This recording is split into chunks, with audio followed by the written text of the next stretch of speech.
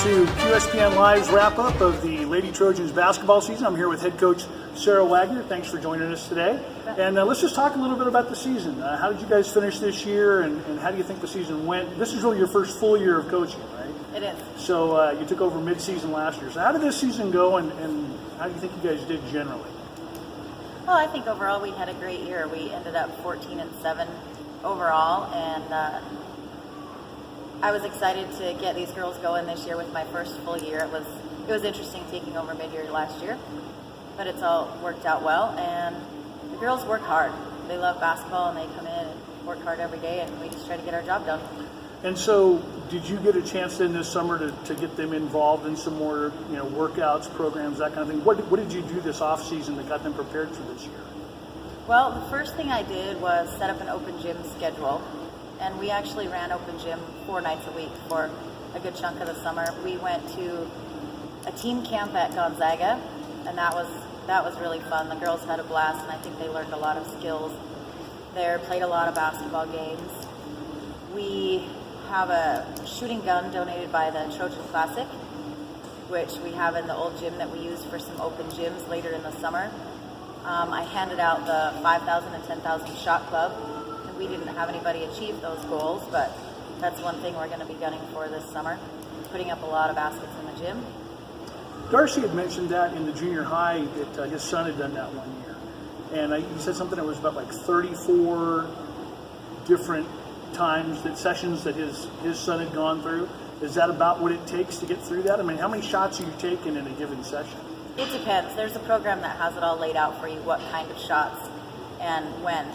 But one thing I had to reiterate was they're not just shots, they're makes. You're only counting makes. So it depends on if you put up 100 and make 50. Oh, wow. It takes you a lot longer than... So as you progress, it gets a little shorter and shorter each. And those are game shots, right? Those are Yeah. not necessarily just standing and game throwing up speed. shots. And that's how they're listed out on the sheet is game speed, making moves. There's some free throws in there and some still stuff. But. So this year after last year, where are some of the areas that your team really improved this year? I know at the start of the year, it kind of threw us all a little bit when we didn't see Claire playing because she decided to play track. And, that's the thing that happens with any team. But where are some areas that you guys kind of moved forward from that first season, that half season that you guys? Well, first I want to say Claire had a great year in indoor track. Oh, yeah. She experienced some great stuff and is a great athlete. I think we moved forward and made progress in sharing the ball more. We didn't have one such standout leading scorer. And that was a discussion we had at the all-conference meeting is my team is one that shares the scoring very even. I have an average of 11, 8, 6, 5, 5. Right. We share it very evenly. School's out.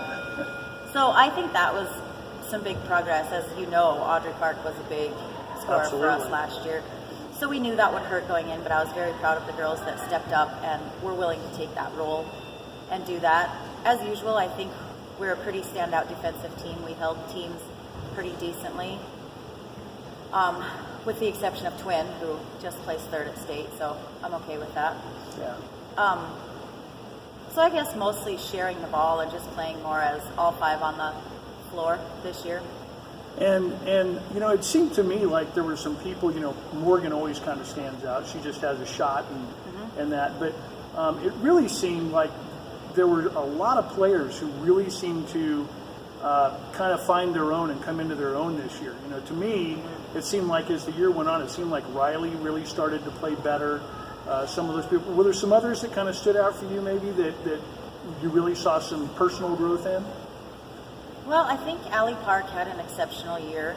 She got to play inside a lot more this year. Anna Goodrich is amazing to me. She's a battler. Yeah. Whenever there's a scramble on the floor, by gosh, she comes up with the ball and generally scores. Addison was an amazing rebounder and a great defender. Riley Barger stepped up huge. I don't know what it is about that kid, but she tends to be in the right place at the right time. Boy, she does. Gets a lot of picks, gets her hand on the ball a lot. Sophia DeSantiago stepped up big as a sophomore, getting her first varsity jersey and then becoming a starter. pretty. when she plays, she to me reminds me a lot of almost like a female Magic Johnson in the way she moves and tries to pass the ball. She just seems to have a little bit different court knowledge than everybody else about where people are. So. She's definitely an interesting player. I think she sees the floor well.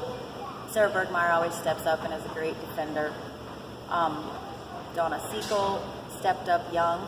Boy, that Her and jumper she Sophia- developed was really good. Yeah, she has a little baby hook that we all love and appreciate. She's the only one around that does that. So, well, Sarah was our starting point guard, and she was a little hesitant about being a leader, a little bit nervous. She's young, and didn't see the varsity floor much last year, but she really stepped up and took the time to do things right and be patient with herself, and that's pretty admirable for a young kid. And She's only a sophomore. she is a sophomore. Stacey's a junior, and she stepped up big. It was her first varsity jersey as well, and so she played some huge games for us at district. Actually, she stepped in and did some great things for us at district. So we're looking forward to them next year also doing that. So yeah, I thought for a young team, I thought they all stepped up tremendous, and they always do what we ask of them. And so you guys got to third place at the district. Didn't get a shot at the challenge game this year because of the way things fell at the final game there. Yeah, it's always tough to leave it in somebody else's hands. Yeah. How do you, now I know Joe Radke took care of the JV team. What do you see coming up out of there? How do you see that group? Because, those were kids that maybe didn't play a lot on your team and some of them that weren't on the team at all. So what do you see filling gaps for next year with that squad?